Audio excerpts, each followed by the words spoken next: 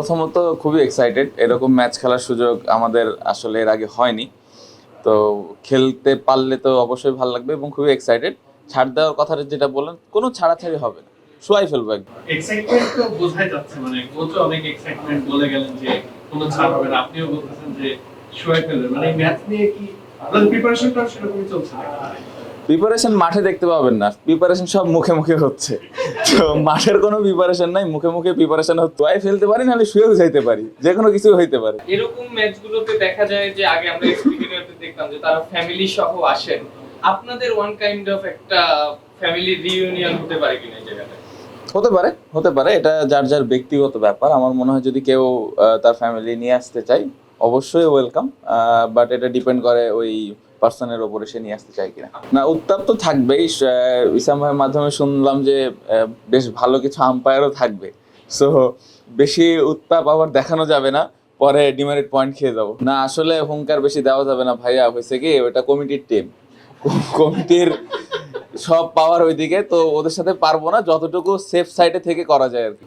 আমরা যারা কোয়াবে আছে এবং আশেপাশে যারা হেল্প করছেন, এটা একটা খুবই ভালো উদ্যোগ। আমার মনে হয় এটা এবছর খুব তাড়াহুড়ার মধ্যে হচ্ছে।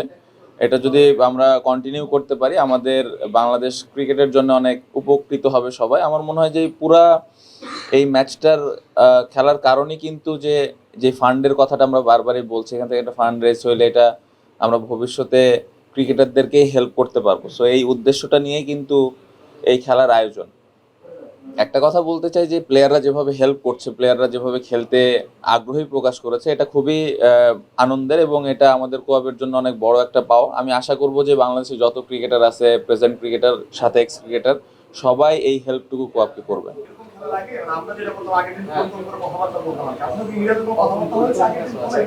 না, রেগুলারই হচ্ছে, একটু ভয়ে আছি। আর একটু আগে মনে হয় আমাদের কোচ বলে গেছেন যে আমাদের এটা সেকেন্ড টিম, 5টা প্লেয়ার খেলতে পারবে না। এখন আমার ডাউট আছে যে ফোন টোন করে আবার থ্রেট খাইছে নাকি আমাদের প্লেয়ার গুলো, এখন খেলতে আসবে না কেন। তো ফোনে কথা হচ্ছে, মাঠে কথা হচ্ছে, দেখা যাক এখন মাঠে কালকে কি হয়।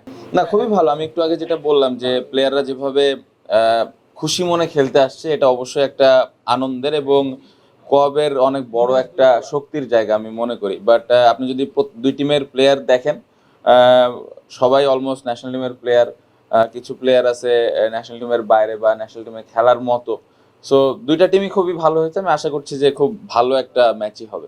অবশ্যই আমার মনে হয় যে আমরা এই দিনটা সেলিব্রেট করাটা খুবই ইম্পর্টেন্ট, কারণ আমরা আসলে 16 ডিসেম্বর অবশ্যই, মানে আমরা সবাই জানি যে এটা কতটুকু গৌরবের জায়গা আমাদের জন্য। সো এটা যদি আমরা অ্যাজ ক্রিকেটার খেলার মাধ্যমে যদি সেলিব্রেট করতে পারি, তাহলে তো খুবই আনন্দের বিষয় এবং ভালো লাগার বিষয়। পাশাপাশি ওই দিন এক্স ক্রিকেটাররাও খেলবেন যতটুকু জানি। সো ওনাদের সাথেও হয়তো একটু দেখা হবে, সবার সাথে দেখা হবে। সো পুরো দিনটা যদি আমরা সবাই মিলে একসাথে সেলিব্রেট করতে পারি, অবশ্যই এটা অনেক ভালো লাগার বিষয়। স্যার, এটা আসলে হয় কি, আমি একটু আগে বলছি যে কমিটির টিম যখন মন চাই তখন আসবে, মন না চাইলে আসবে না। আসলে এখানে বেশি কথা বললে দেখা যাবে যে 5টা প্লেয়ারের জায়গায় 6টা প্লেয়ার বাদ পড়ে গেছে, পরে আবার আপনার আরেকটা প্লেয়ার খুঁজতে হবে। সো আমার মনে হয় যে এই জায়গায় আমরা একটু চুপচাপ থাকি।